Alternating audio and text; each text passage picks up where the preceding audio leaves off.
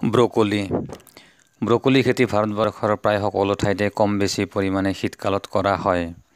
Broccoli খেতি কৰিবৰ বাবে দিনৰ টেম্পাৰেচাৰ 25 ডিগ্ৰী চেণ্টিগ্ৰেডৰ পৰা 26 ডিগ্ৰী চেণ্টিগ্ৰেড আৰু ৰাতিৰ টেম্পাৰেচাৰ 16 ডিগ্ৰী চেণ্টিগ্ৰেডৰ পৰা 17 ডিগ্ৰী চেণ্টিগ্ৰেড হ'লে ভাল। ব্ৰকলি দেখাত ফুলকবিৰ দৰে, মাত্ৰ ৰংটো সেউজীয়া হয়। গ্ৰীণ হাউচত গোটেই বছৰ ব্ৰকলি খেতি কৰিব পাৰোঁ। ব্ৰকলি খেতি বিভিন্ন ধৰণৰ মাটিত কৰিব পাৰোঁ যদিও বালিচহীয়া আৰু পলসুৱা দমোজা মাটিত এই খেতি বেছ ভাল হয়। pH 6ৰ পৰা 6.8 হ'লে ভাল। 1 বিঘা মাটিত ব্ৰকলি খেতি কৰিবৰ বাবে 70 গ্ৰামৰ পৰা 100 গ্ৰাম বীজৰ প্ৰয়োজন। সচৰাচৰ এই বীজখিনি ছিডবেডত দি পুলি বনোৱা হয় আৰু যেতিয়া পুলিখিনি 5টাৰ পৰা 6টা পাত হয় বা 35 দিনীয়া পুলি হয়, তেতিয়া মূল পথাৰত 75 চেণ্টিমিটাৰ বাই 45 চেণ্টিমিটাৰ দূৰে দূৰে ট্ৰান্সপ্লেণ্টিং কৰা হয়।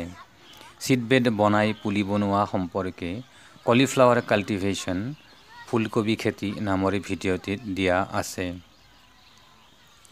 ব্ৰকলি খেতি জুলাই মাহৰ মাজভাগৰ পৰা নৱেম্বৰ মাহৰ প্ৰথম সপ্তাহলৈ কৰিব পাৰোঁ। মাটিডৰা ভালদৰে 3-4 বাৰ হাল বাই চহাই মৈ দি মিহি কৰি ল'ব লাগে, যাতে তাত কোনো বনবাত নাথাকে। মাটি পৰীক্ষা কৰি চূণ দিয়া আৱশ্যক। সচৰাচৰ পুলি পোতাৰ কমেও 30 দিন আগতে চূণ দিয়া প্ৰয়োজন। 1 বিঘা মাটিত খেতি কৰিবৰ বাবে FYM 2.6 টন, ইউৰিয়া 29 কেজিৰ পৰা 58 কেজি, SSP 50 কেজিৰ পৰা 67 কেজি, MOP 9 কেজিৰ পৰা 14 কেজি, বৰেক্স 1 কেজি, মলিবডেনাম 133 গ্ৰামৰ পৰা 264 গ্ৰাম মাটিত দিব লাগে। ইয়াৰে আধা ইউৰিয়া আৰু গোটেইখিনি FYM, SSP, MOP, molybdenum, borax শেষৰ বাৰ হাল বোৱাৰ সময়ত মাটিত দি হাল বাই দিব লাগে আৰু বাকী আধা ইউৰিয়া পুলি পোতাৰ 30 দিন পিছত মাটিত টপ ড্ৰেছ কৰিব লাগে। প্ৰথম অৱস্থাত কোৰেৰে বনবাত নিৰাই দিব লাগে, যাতে মাটিত বায়ু চলাচল বেছিকৈ হ'ব পাৰে। তাৰ পিছত আৱশ্যক অনুসৰি বনবাত নিৰাই দিব লাগে। পুলি পোতাৰ ঠিক পিছে পিছে পানী দিব লাগে।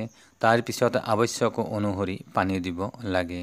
নিৰ্দিষ্ট দিনৰ অন্তৰে অন্তৰে পানী দিয়া খেতিডৰাত উৎপাদন বৃদ্ধি পায়। যেতিয়া ব্ৰকলি পুৰঠ হয়, তেতিয়া হাৰভেষ্ট কৰা হয়।